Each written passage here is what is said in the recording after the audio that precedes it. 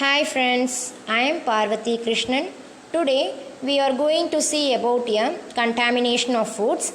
Here we will see about the general principles of basic spoilage that is happened by chemical changes caused by microorganisms. This is our contact details. If you have any doubts, you can contact us. First, we will see about the fitness or unfitness of food for consumption. According to Thom and Hunter, the fitness of the food will depend upon the person judging it. For what one person will eat, another will not. For example, British like meat in high with a strong flavor developed by hanging or egging the meat, while Americans would call this meat as spoiled. So that's why Thom and Hunter said that the fitness of the food will depend upon the person judging it. Another example is starving people might eat food but they would not consume under normal conditions. There are some criteria for fitness of food. First one is the desired stage of development or maturity. All foods have a desired stage of development. For example, fruits should be at a certain stage of development but differed in the stage of ripeness. Next one is sweet corn.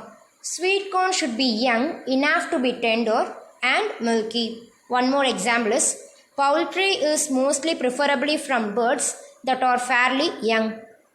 Second criteria is freedom from pollution at any stage in production or handling. Whether the foods are in the stage of production or handling, it should be free from pollution. For example, vegetables.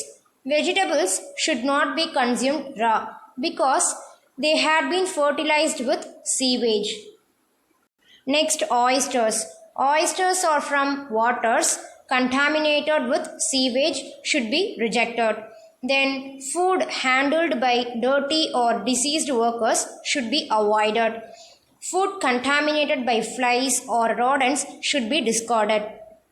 Third criteria is freedom from objectionable change resulting from microbial attack or action of enzymes of the food. The food should be free from microbial attack or action of enzymes of the food. The same type of change may be considered undesirable in one food and desirable in another. For example, homemaker says that sour milk has spoiled, but the same sour buttermilk made by lactic acid fermentation is good at industrial level. Another one is putrefaction. In meat, it means definite spoilage, but putrefactive changes in Limburger cheese are normal to the ripening process. Now we will see the causes of spoilage. Spoilage may be due to one or more of the following. First one is growth and activity of microorganisms, insects, action of the enzymes of the plant or animal food, purely chemical reactions, physical changes, those caused by freezing, burning, pressure, drying, etc. Let us see the classification of foods by ease of spoilage. Foods can be placed in three groups. First one is non-perishable foods, another one is semi-perishable foods, and finally perishable foods. Let us briefly discuss. First one is non-perishable foods or stable foods. These foods which do not spoil unless handled carelessly include such products as sugar, flour and dry beans. Second one is semi-perishable foods. If these foods are properly handled and stored, they will remain unspoiled for a fairly long period. Example, potatoes and apples in some variety. Then finally, perishable foods.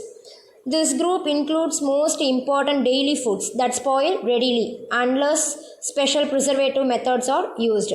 For example, meat, fish, poultry, fruits, eggs, vegetables and milk. Most food fall into one of these three groups. Let us see the factors affecting kinds and number of microorganisms in food. Most raw foods contain a variety of bacteria, yeast and molds and may contain plant or animal enzymes. Because of the particular environmental conditions, only a small proportion of kinds of microorganisms present will be able to grow rapidly and causes spoilage. If spoilage by the first organism or organisms allowed to proceed, one or more other kinds of organisms are also likely to produce secondary spoilage. So there is changes may be involved. The kinds and numbers of microorganisms that will be present on food will be influenced by the kind and extent of contamination, previous opportunities for the growth of certain kinds, and pre-treatments which the food has received. First, the kind and extent of contamination. Here, contamination may increase numbers of microorganisms in the food and may introduce new kinds of organisms.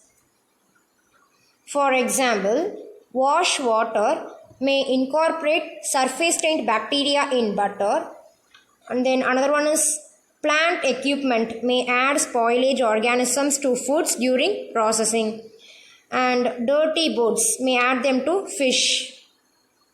Second one is previous opportunities for the growth of certain kinds. Growth of microorganisms in the food obviously will increase numbers of microorganisms and will bring about spoilage. Third one is pre-treatments which the food has received. Pre-treatments of foods may remove or destroy some kinds of microorganisms and add organisms. For example, washing may remove organisms from the surface or may add some from the wash water. If washing is by means of an antiseptic or germicidal solution, numbers of organisms may be greatly reduced and some kinds may be eliminated. Now we will see the factors affecting the growth of microorganisms in foods. All microorganisms require moisture for growth. So, if conditions are favorable for all, bacteria usually grow faster than yeast and yeast faster than molds. Therefore, yeast outgrow bacteria only when they are predominant in the first place, or when conditions are such as to slow the bacteria. Molds can predominate only when conditions are better for them than for yeast or bacteria. The different kinds of bacteria present compete among themselves. Likewise, if yeast are favored, one kind usually will outgrow others, and among the molds, one kind will find conditions more favorable than will other kinds. Microorganisms are not always antagonistic or antibiotic to each other. However, and may sometimes be symbiotic, that is mutually helpful, or they may grow simultaneously without hinder each other.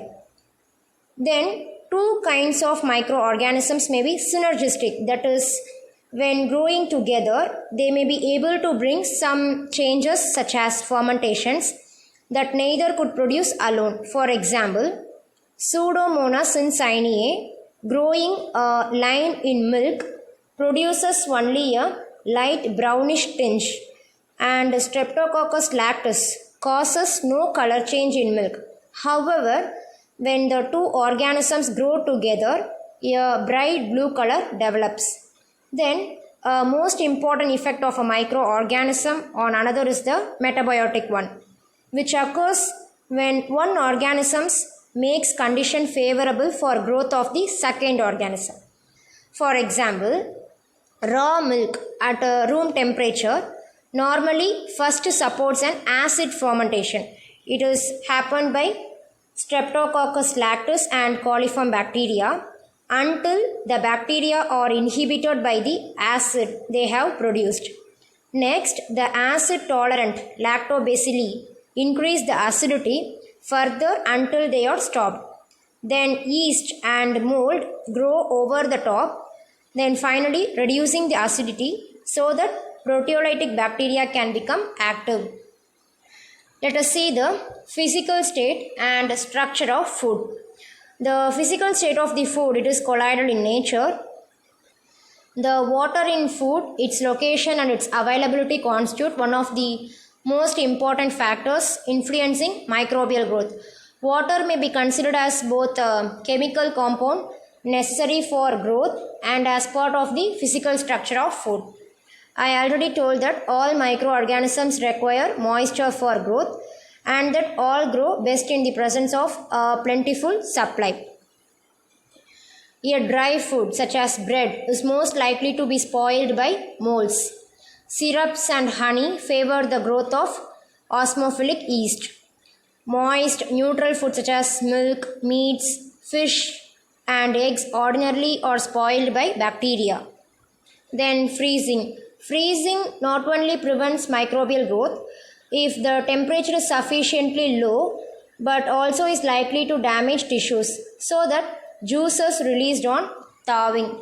Thawing, it is a process, it has happened in freezing temperature where the frozen fruits are brought to normal temperature.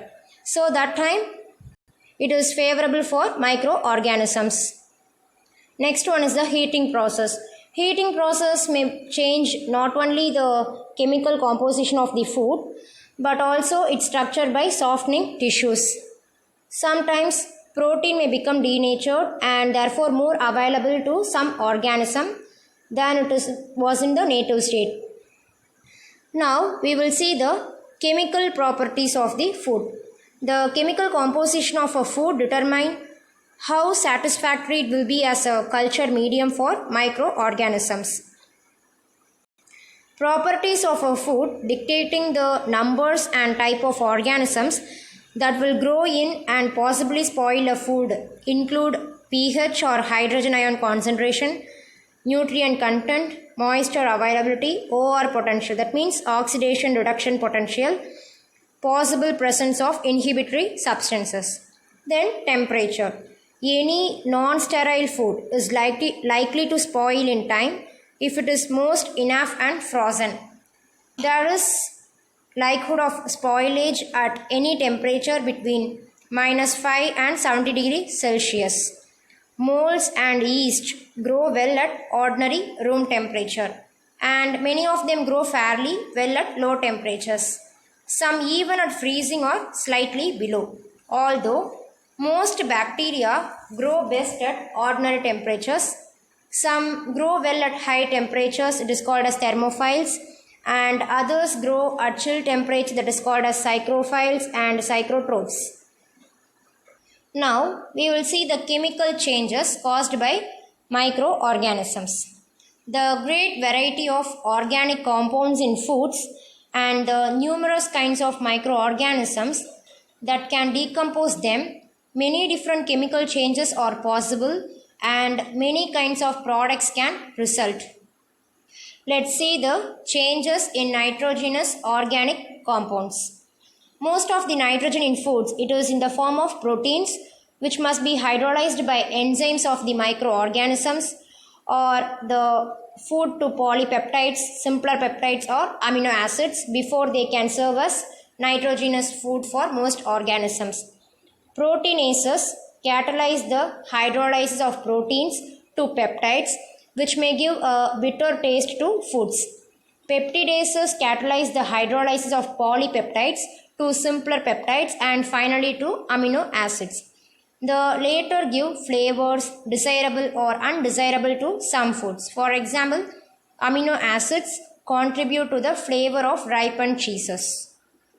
The next one is the changes in non-nitrogenous organic compounds.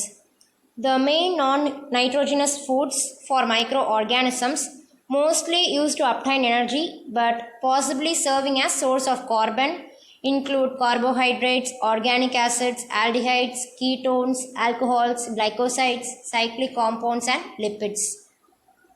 Carbohydrates. Carbohydrates, if available, usually are preferred by microorganisms to other energy yielding foods.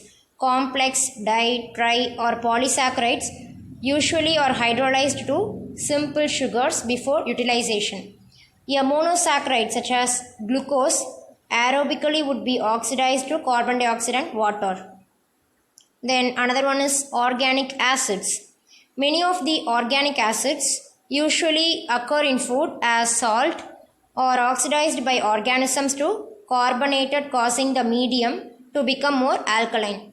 Aerobically, the organic acids may be oxidized completely to carbon dioxide and water. It is done by from yeast, saturated fatty acids or lower ketonic derivatives are degraded to acetic acid. Then lipid. Fats are hydrolyzed by microbial lipase to glycerol and fatty acids.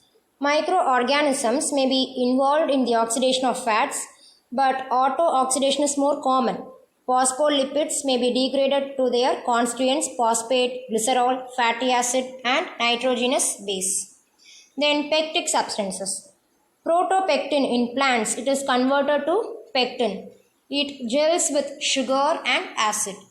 Pectin esterase hydrolyzes pectin to yield pectic acid and methanol. So these are the basic spoilage that is happened by chemical changes caused by microorganisms. In next class we will see another topic. Thank you for watching us.